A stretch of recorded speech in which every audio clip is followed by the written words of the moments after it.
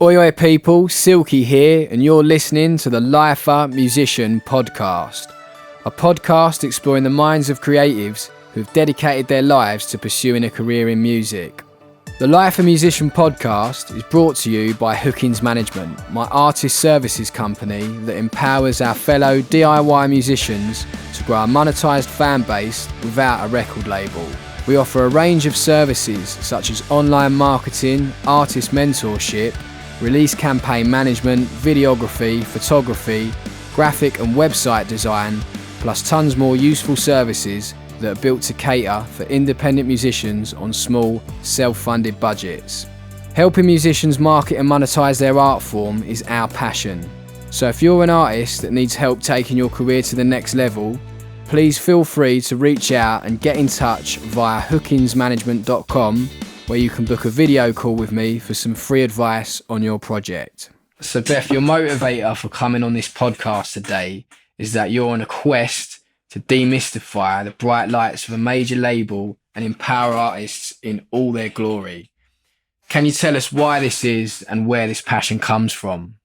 I think I'd like that written on my grave. It's really cool. That actually sounded a lot cooler than when I was typing it out. Yeah, I think that's come from having friends in bands, being a part of like small, passionate teams that are able to see, you know, it go from like, you know, I've mentioned before about working with the Snuts. You know, that's a band that were from a small place outside Glasgow, small town outside Glasgow, and we managed to do so much. And, you know, with the band and with all of our sort of different skills within the Parlophone team, we really created a super successful campaign, which meant that they didn't need to rely on being, you know, on Radio 1 or being on the biggest playlist in the UK or any of these things. Actually, it was all really consistent and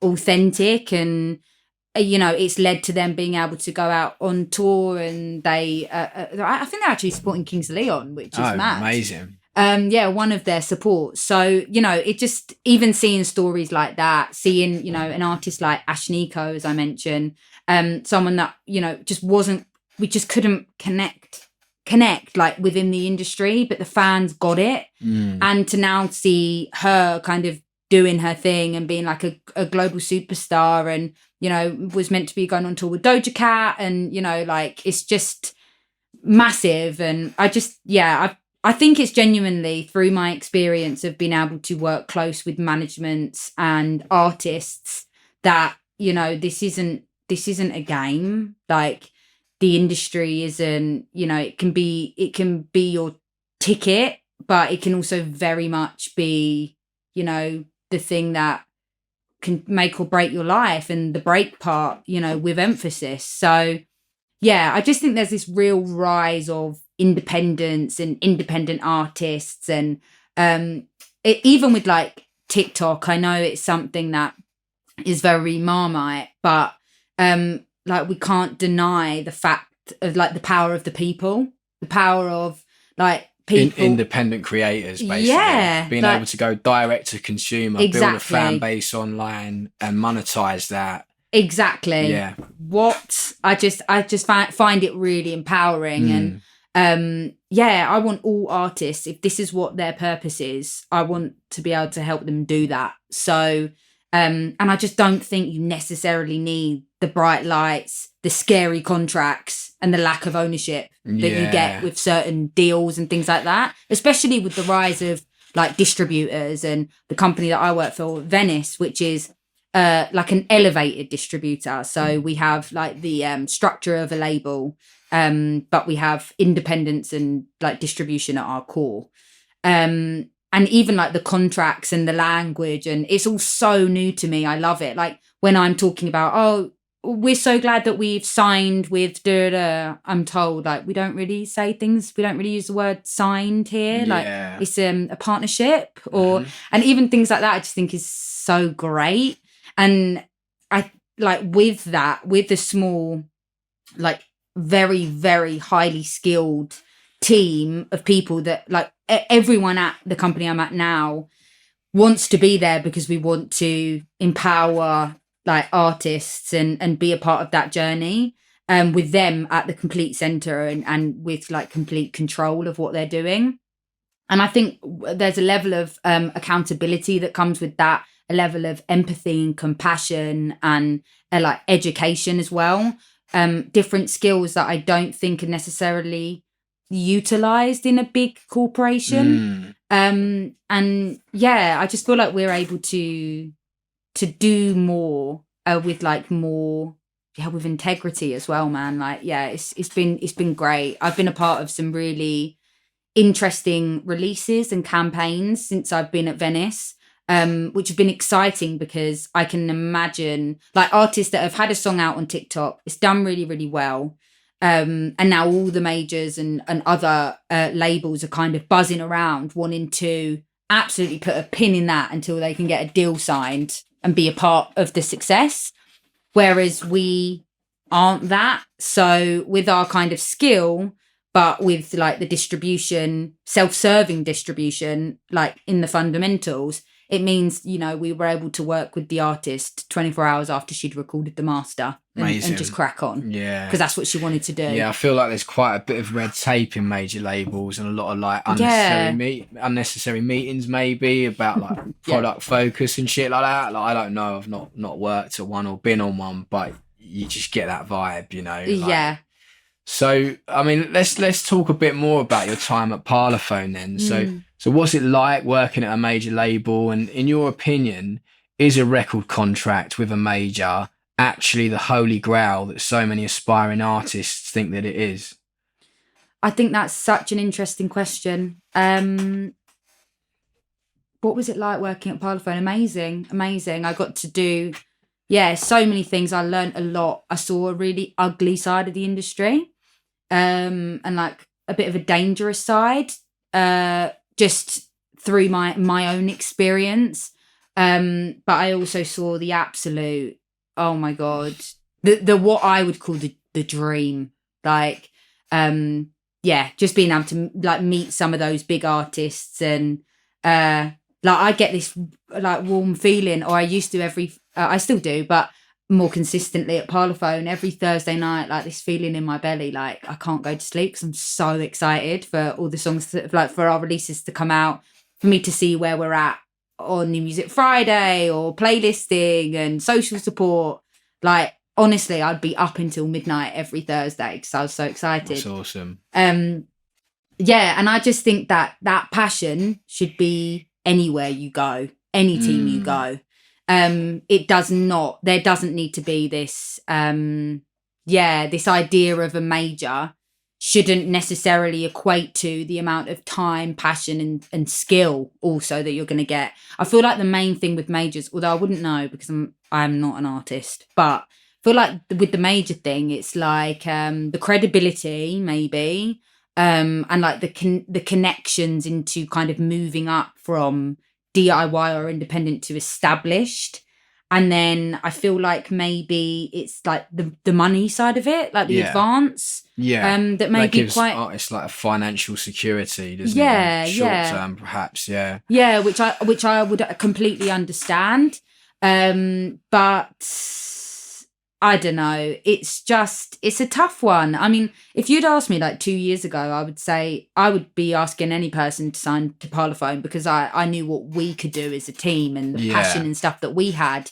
But like I say, I've come to a new place and I feel that if I feel it just as much, even more. So I think it really does depend on the artist and the team that you've got. And I also, I don't know how I feel about an artist walking in, you know, not having much experience of the industry, or, you know, it's just one track maybe that's had a bit of traction and now they're being pushed into these rooms with like really important people that are asking them to sign things that they may not really understand, or, you know, using language and having teams that maybe don't have your best interests at heart. Because like at the end of the day, and I've really learned this the hard way, these are like businesses, they're corporations, and like money's money, isn't it, at the end of the day for some people? So it's a really tough one. And, you know, I wouldn't want to say either way, but I just want to provide other options for artists where they can get just as much value. And I also think it's interesting that the money side of it, as we head into, like, as we say, this age of like direct contact with fans and ways you can monetize off your own back, and even getting into like NFTs and that kind of crypto space, seeing the way that artists are using that. It's like a big thing for the company I'm at now, is like this kind of crypto side of the music industry. And we've been able to, some of our artists have made more money than they would through minting and crypto than they will from streaming. Yeah. Like, straight up. Yeah, I think it's cool. It's certainly, I mean, obviously there's a lot of hype around NFTs at the moment, but I think the concept of them, it's just putting the kind of value back on the actual art, isn't it? Do you know what I mean? A bit like a crowdfund. Yeah, it's the same kind of thing. Because that was the thing when I was reading up on them at first. I was kind of like, well, we're sort of already doing that. Do you know what I mean? Not like, we're not selling things on the blockchain or whatever, but having that kind of limited, those limited experiences and products, and serving your fans with them. Like we've been doing that. Lots of independent artists have been doing that for a long time. The thing that excites me about the NFTs though is the kind of like sell on royalty, you know? So I'm not sure if I completely understand it, but I'm going to have a crack. But like, if you say you bought like a first edition Beatles record back in the 60s, right? Like now, those nowadays, I can imagine they're worth a lot of money. The sell on value of those, like whoever's getting the, I don't know, 2,000 quid for the copy of Sergeant Pepper's or whatever, it's the person that's selling it is getting all that money. Yeah. But what I like about NFTs, if they're going to if the album's going to be sold or the art's going to be sold through the blockchain with like a contract that's sort of encrypted into that, then there will always be like when those things are sold, because that contract is like a proof, it's like a certificate of authenticity as well. The artist is always going to get the royalty on the seller. So if you do like 100 limited albums that also like it's like physical, digital, and then like NFT art and everything as a package, if someone wants to sell that on because those 100 units are suddenly worth 10 times more because in a year's time you've got massive as an artist, whatever contract that you set when you sold those to the original fans, as long as they're being sold through the blockchain, which I think it would be in the best interest of the seller to always do so because it's got that certificate of authenticity, the artist is always going to get the royalty, aren't they? Yeah. Which is wicked, I think. Yeah. That really excites me. It's so exciting. And it's this idea of like investing for the future as well. Like, I love that idea of, and also you never know, as well as longevity, there is this, virality that seems to just be more and more frequent in the music space now. And to be able to kind of jump in on that is very exciting, and like for the prospect of the buyer as well as like the musician. And I just think that the ways even artists are using it around catalogue, and then, setting these different goals around songs or releases, and kind of embedding it within the campaigns, it's just so exciting. I mean, it must be absolutely exhausting for an artist to be a legend in NFTs and also a TikTok star and this and that. Spotify playlist. I can't, honestly, I can't imagine. And that's why I think like artist services and these things are really, really valuable, especially when they do have expertise in, the things that are at the forefront of culture that, potentially it would feel like there was a big red tape on that otherwise, like in terms of the NFT space. Like, I remember hearing about it ages ago, especially because of my job now. But I was reading in Music Week, like just after Christmas, that a few of the majors had started buying real estate in Sandbox, which is within the metaverse.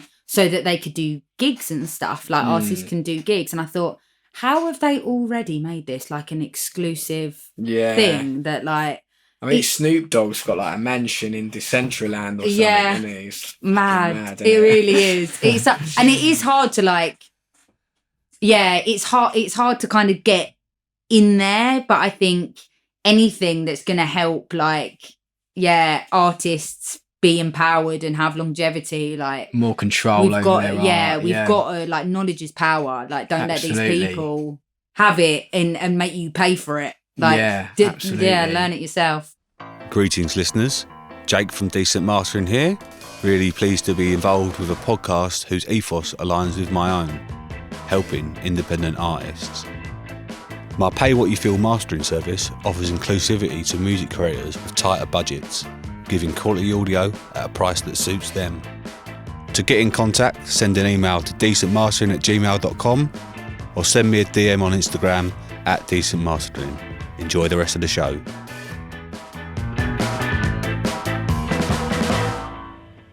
Cool. So, I mean, I'm really enjoying this chat, and I could go on for hours, but conscious that we've been chatting for a while now. So, just got a couple more for you, Beth. So you're now working for Venice Music, which is a service company for independents that strategize and execute across A&R, creative, digital marketing, streaming, and sync. Can you give us some more info on these services and how they help facilitate artists like myself that are doing everything DIY? Yeah, definitely. I mean, I would ask anyone to, have a think about what you're doing that's taking up a lot of power and time, and gaps where you feel like someone could add value. And as you're like, seeing what, if you wanted to go with a distributor or any of these different teams, make sure you've got a bit of a checklist of what it is that they're actually contributing. How are they adding value? What is, even in terms of like contracts, it's like exciting being with Venice because we have different like tiers and things like that. So you can like I know I'm going to get this wrong. I really apologize. Matt, if you can hear me, I apologize. But you can go straight in with like a just distribution, and then you can kind of add on services from there, and all of which I believe is like a really, really fair deal that's in the favor of the artist, where we would never take a certain, like more than a certain percent. And as you kind of go up the different tiers is when more of the team will kind of get involved. So like our A&R process is pretty global, and it's pretty like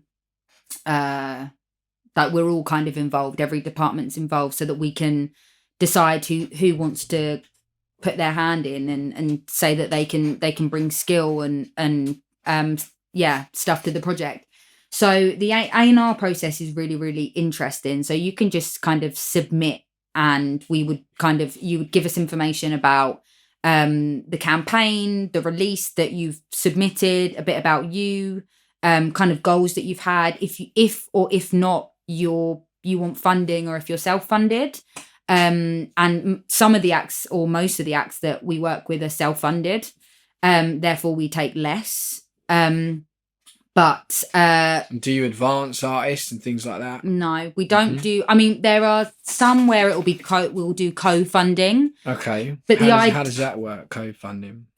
So we would put in. I think it would depend on like the artist and the release in general, like the type of release it is.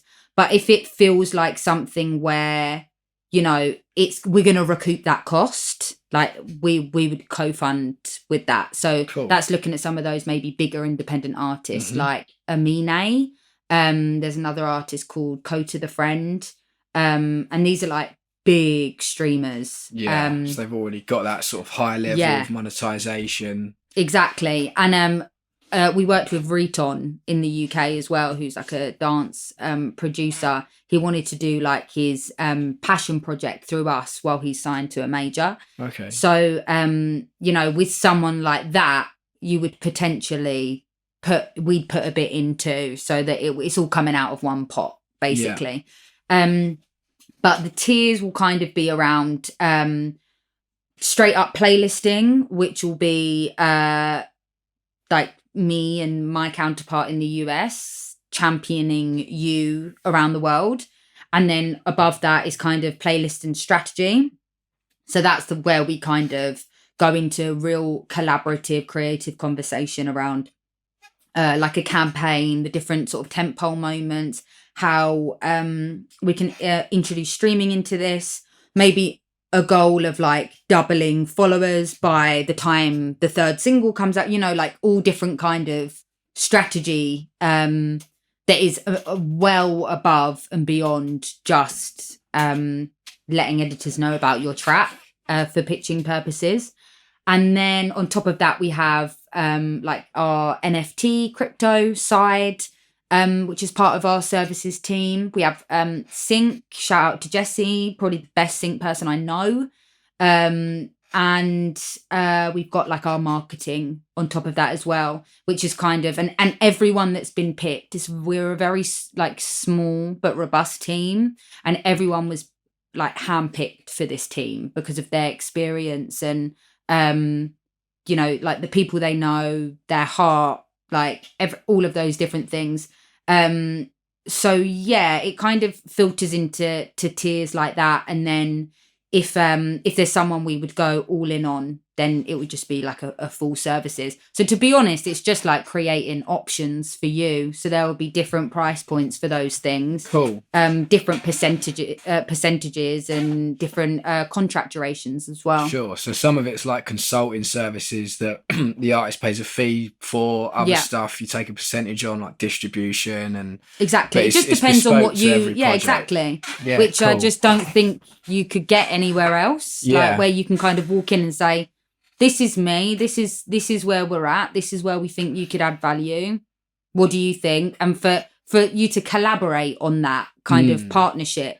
We're a little bit of a microcosm of Venice music for like DIY musicians. We don't do sync and streaming, but we offer like lots of services to like Facebook and Instagram ads, artist mentorship. We make music videos, we build websites. So it's cool. I think there's going to be a lot of companies like this. I agree. Like popping up that are definitely much more about, as you say, collaborating with the artist, like working as an equal on their team. Yeah. Maybe not that. I'm not saying all majors and big indies are like this, but I think a lot of the time artists have felt like when they sign into that system, they're the product. You know what I mean? Yes, exactly. And they're just like hoping that the business people like push them as a product, right? Do you know what I mean? Like, whereas this is like not, it's much more collaborative, isn't it? Which is great. And it just feels right. It feels like, and then you look at artists like Taylor Swift, for example, who's